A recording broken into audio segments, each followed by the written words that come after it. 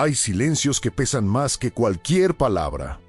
Y hay palabras que, una vez dichas, construyen muros que ni el tiempo derriba. Observamos a estas dos personas. Podrían ser una pareja, dos amigos, un padre y un hijo. No lo sabemos. Pero reconocemos esa distancia. Ese espacio invisible que se instala cuando el lenguaje, esa herramienta que debería unirnos, se convierte en el instrumento de nuestra separación. Lo que vamos a explorar juntos no es un manual de autoayuda. Es una revolución silenciosa que comenzó hace décadas, en la mente de un psicólogo llamado Marshall Rosenberg, y que hoy, más que nunca, necesitamos desesperadamente. Vamos a adentrarnos en la comunicación no violenta, no como una técnica para ganar conversaciones, sino como un mapa para atravesar el territorio más peligroso y hermoso de la experiencia humana, el corazón de otra persona. Cada día, en millones de hogares, oficinas y relaciones, se repite una misma tragedia silenciosa. Personas que se quieren, o que necesitan colaborar, o que comparten una historia, se hieren con sus palabras, no porque deseen hacerlo, sino porque no conocen otro idioma. Observamos una escena cualquiera. Él dice, siempre haces lo mismo, ella responde, y tú nunca entiendes nada. En 10 segundos, han establecido un campo de batalla. Han usado palabras como siempre y nunca, que son flechas que no apuntan a un hecho, sino a la identidad del otro. Han intercambiado juicios disfrazados de sentimientos. En el fondo, ninguno de los dos ha dicho lo que realmente necesitaba decir. Ella, en el fondo, quizá necesitaba decir, me siento sola cuando tomas decisiones sin mí. Él, quizá, necesitaba decir, me siento abrumado cuando expresas tu desacuerdo con tanta intensidad, pero no tienen las palabras, solo tienen el ruido. Marshall Rosenberg dedicó su vida a entender este fenómeno.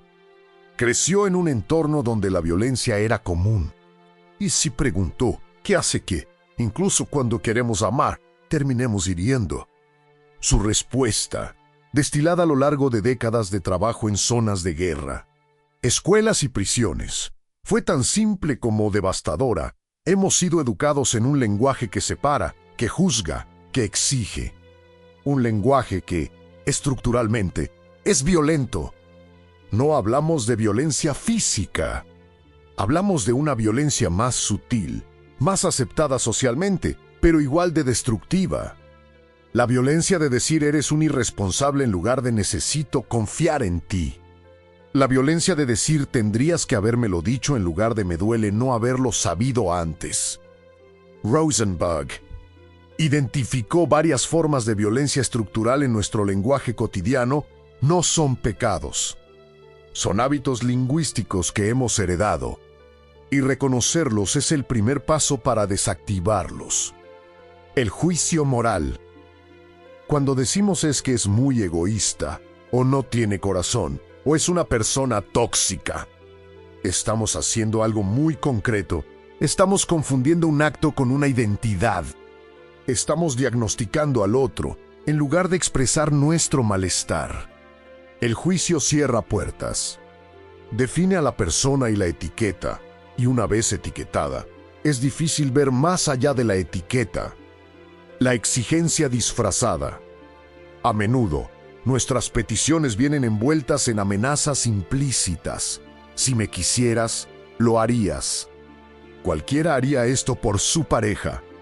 Son frases que no dejan espacio para la libertad del otro. Son órdenes con maquillaje. Y cuando exigimos, aunque sea con ternura, generamos resistencia. Nadie quiere hacer algo porque debe. Todos queremos hacer algo porque elegimos hacerlo. La comparación. Mira cómo es Juan con su esposa. Mi ex si me escuchaba. La comparación es una forma de violencia porque niega la realidad única de la persona que tenemos delante. La mide contra un estándar inalcanzable, casi siempre idealizado, y la condena a la insuficiencia. La negación de responsabilidad. Tuve que hacerlo, me hiciste enfadar. Es que tú provocaste. Estas frases nos eximen de cualquier responsabilidad sobre nuestras acciones y emociones. Colocan la causa de nuestro comportamiento fuera de nosotros. Y al hacerlo, nos convertimos en víctimas pasivas de las circunstancias, en lugar de autores activos de nuestra vida. Estas formas de comunicación no son solo malos hábitos, son la arquitectura de la desconexión. Construyen un mundo donde, para ser escuchados, tenemos que gritar. Donde, para ser amados, tenemos que ser perfectos. Donde, para protegernos, levantamos muros. Pero, ¿y si hubiera otra forma? ¿Y si existiera un lenguaje que permitiera decir la verdad sin herir y escuchar la verdad sin defenderse? Ahí es donde entra la comunicación no violenta. Para entender la esencia de este nuevo idioma, Ra utilizó dos animales como símbolos, la jirafa y el chacal. No son una cuestión de buenos y malos. Son dos lenguajes que todos llevamos dentro.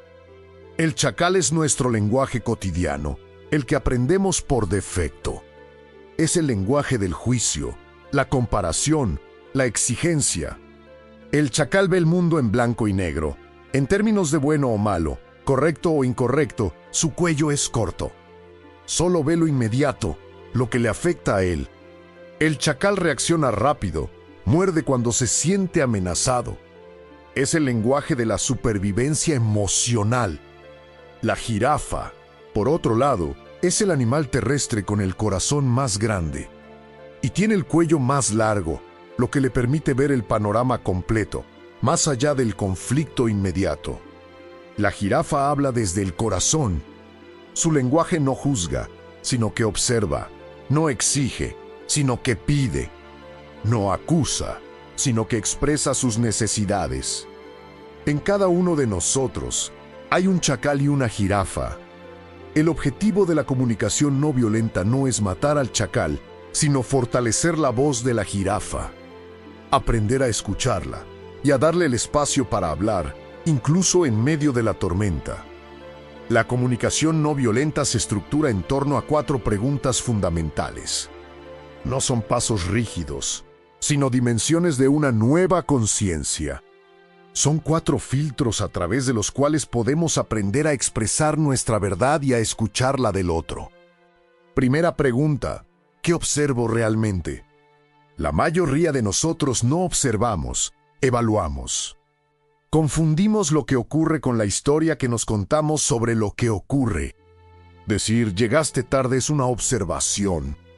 Decir eres un impuntual es una evaluación. Decir no has llamado en 3 días es una observación. Decir te olvidaste de mí es una interpretación. El paso 1, el más difícil, es aprender a separar la observación de la evaluación. La observación es lo que una cámara grabaría. La evaluación es lo que nuestra mente añade. Y cuando comunicamos nuestra evaluación como si fuera un hecho, el otro solo escucha un juicio y solo se defiende. Segunda pregunta: ¿qué siento realmente? Hemos sido educados para tener miedo de nuestros sentimientos o para expresarlos de forma que suenen a acusación. Decimos siento que me ignoras, que no es un sentimiento, es un pensamiento sobre el otro. Decimos me siento manipulado, que es una interpretación, no una emoción pura. Los sentimientos reales son palabras como triste, alegre, frustrado, conmovido, asustado, esperanzado, solo, agradecido. Son estados internos, no juicios sobre el exterior. Nombrarlos con precisión es un acto de valentía, porque nos hace vulnerables, pero también nos hace humanos. Aprender a nombrar lo que sentimos es como pasar de una paleta de 4 colores a una de 64. De repente, podemos matizar. Podemos decir estoy frustrado, no enfadado.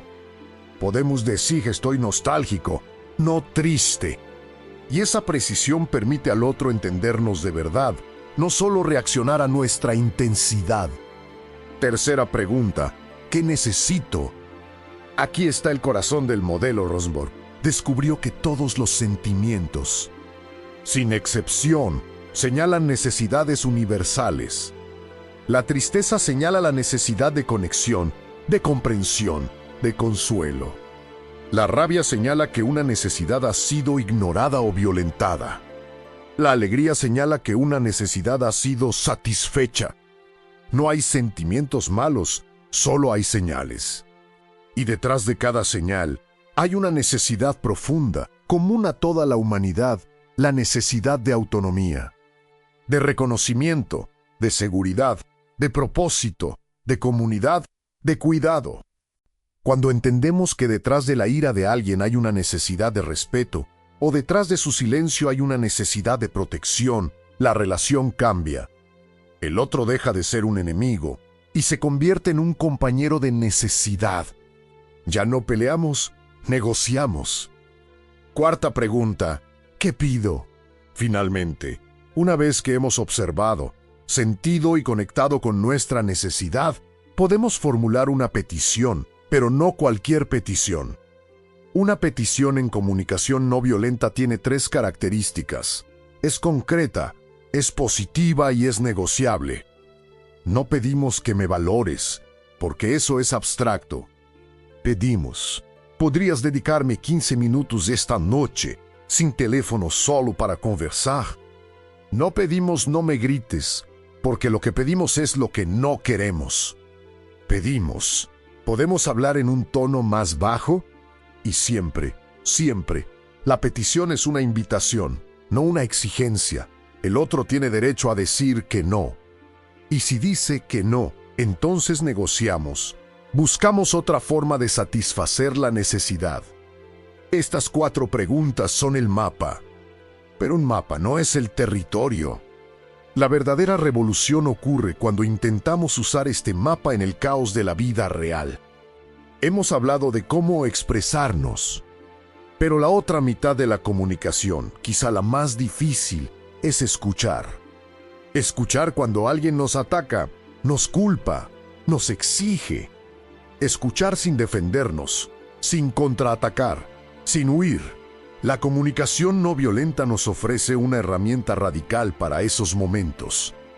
La capacidad de escuchar la necesidad detrás del mensaje, por muy doloroso que éste sea. Imaginemos que alguien nos dice: eres un egoísta, nunca piensas en nadie. Nuestra reacción automática será negarlo, defendernos o atacar de vuelta. Pero si aplicamos las 4 preguntas a lo que el otro dice, podemos intentar traducir su mensaje. ¿Qué observa?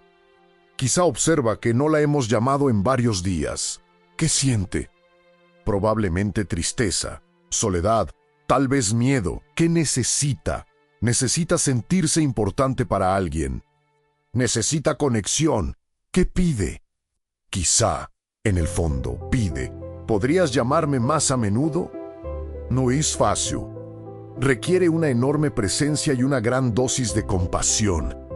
Pero cuando lo logramos, ocurre algo extraordinario. La persona que nos ataca, al sentirse escuchada, se calma.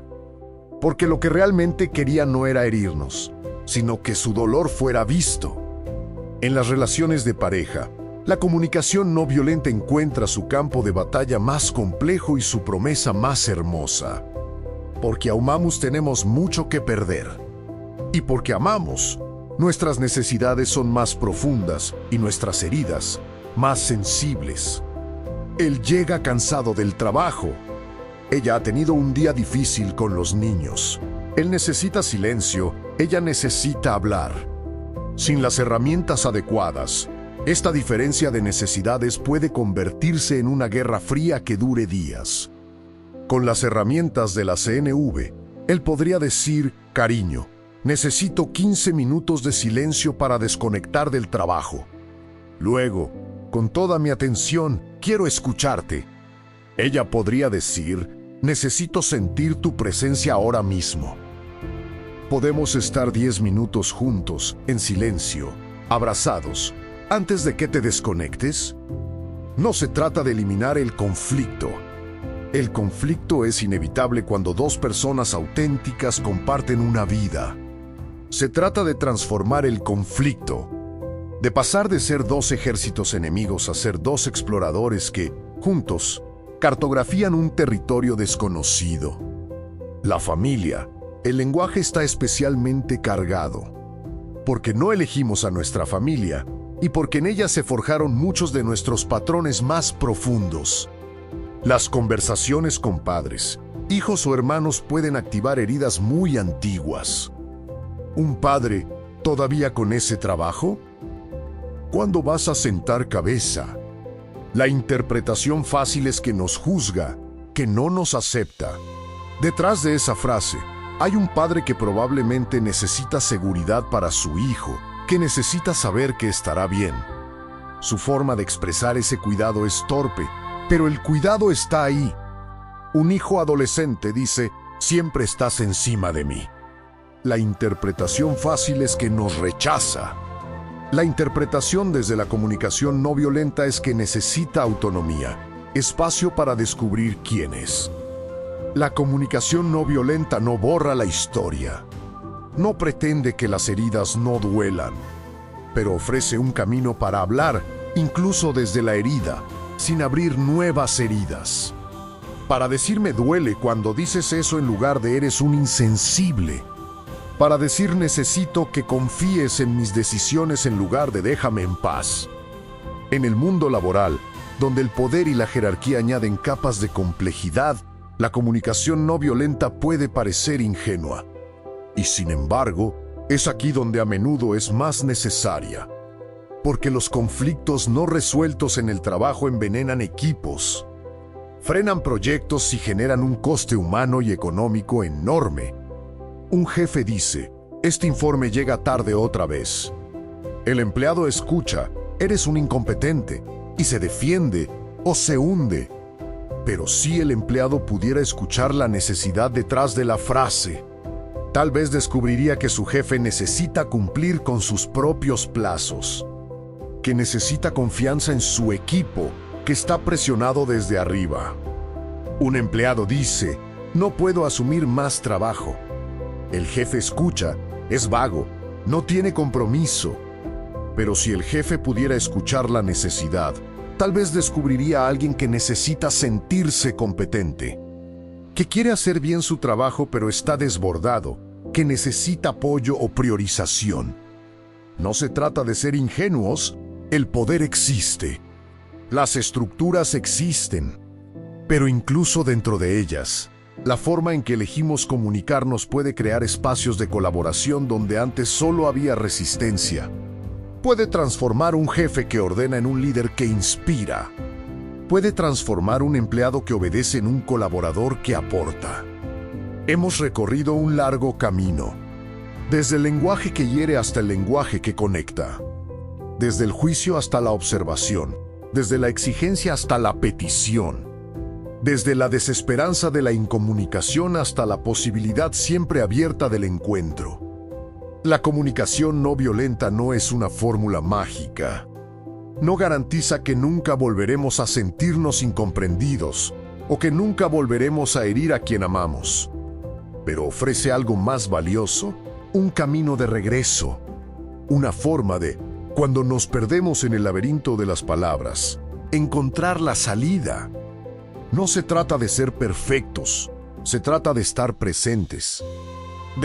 En medio del conflicto, recordar que al otro lado de la mesa hay un ser humano con las mismas necesidades básicas que nosotros.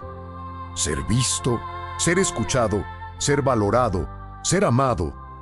Marshall Rosenberg solía decir que la comunicación no violenta nos recuerda algo que, en el fondo, siempre hemos sabido que todos los seres humanos tenemos la capacidad de compasión y que solo recurrimos a la violencia cuando no hemos descubierto formas más efectivas de satisfacer nuestras necesidades. Hoy has descubierto una de esas formas. No es un conocimiento para acumular, es una práctica para vivir. Cada conversación es una oportunidad, cada palabra, una semilla. La pregunta no es si lo harás perfectamente. La pregunta es si, a partir de ahora, estarás un poco más presente, un poco más dispuesto a escuchar lo que realmente se dice, un poco más valiente para decir lo que realmente sientes. Porque el verdadero poder, el único que transforma el mundo, no es el poder sobre los demás. Es el poder de conectarnos con ellos. El poder de, a través del lenguaje, recordarnos mutuamente que no estamos solos,